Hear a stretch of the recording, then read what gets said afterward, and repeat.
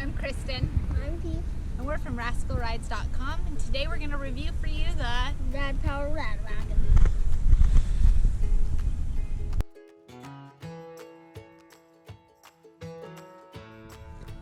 The Radwagon is a Longtail e-cargo bike, and it's a more affordable alternative to Longtail cargo bikes like the Extra Cycle or the Yuba.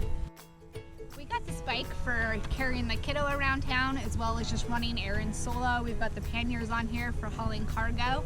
And we did pick up this bike slightly used. It is a slightly older model than the current Radwagon 4, and later in the video we'll discuss some of the upgrades on the Radwagon 4 and how it differs from this bike.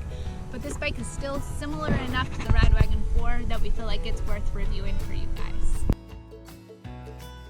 The biggest differences between our Radwagon and the newest Radwagon 4 are that the Radwagon 4 has 22-inch wheels rather than 26-inch wheels.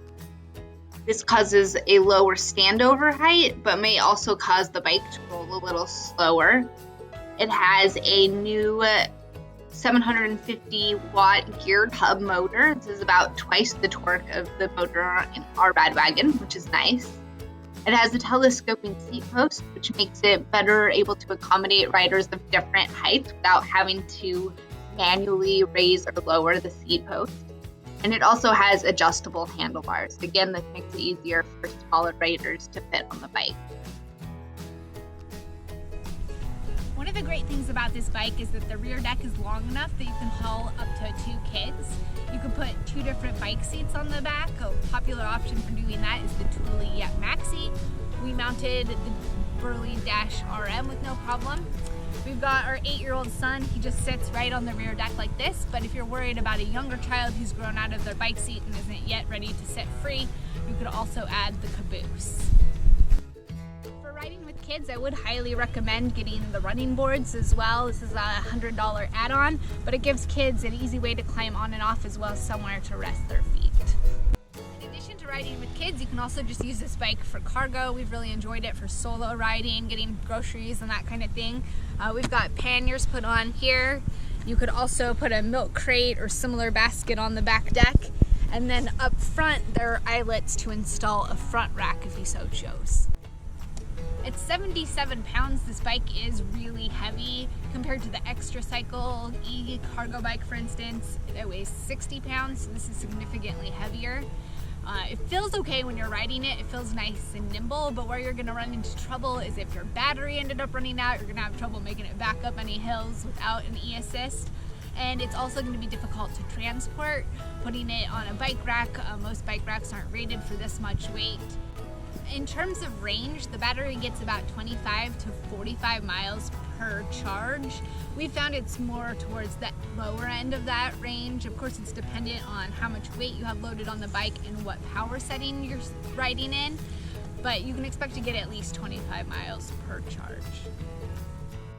We've got a nice clean display here. It tells you which power level you're in. There's 5 different power levels, 1 being the hardest to pedal and 5 being the most assist and the easiest to pedal. Shows your watt output, your battery level, speed, and as well as an odometer so you can see how many miles you have ridden. Okay. In addition to the display here in the cockpit area, we have this button, the mode button. It turns the bike on and off. This levels up the power level and lowers down the power level. We have a 7-speed drivetrain here. There's the shifter. It's got a twist throttle here. This is really nice for when you're stopped at a stoplight or stop sign and you need to get going again. You can get it going without having to pedal. It does have integrated front and rear lights, which is nice if you get caught out at dusk. It's not the most powerful light. If you're going to be riding in true darkness, I'd still recommend putting a night rider mount on your bike for that. We appreciate that the bike has Tektro mechanical disc brakes. They are powerful. We found that they worked really well even when descending the big hill from our house.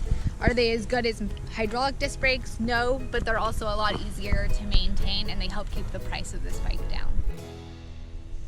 The bike has fenders pre-installed both front and rear, which is nice for gritty winter riding that we have right now.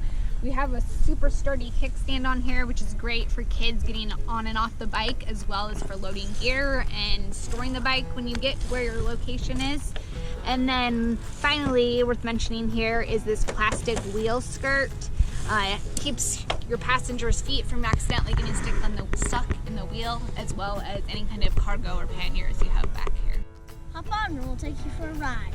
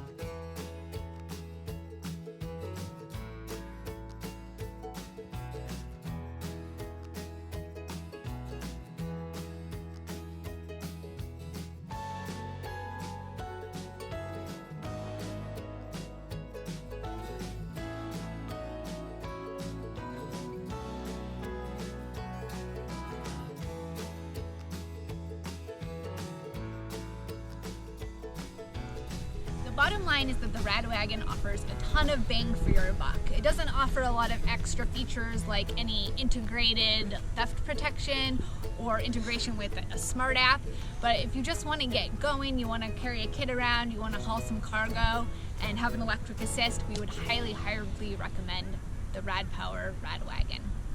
If you like this video, make sure to Like, subscribe, and ring the bell. Thanks for watching.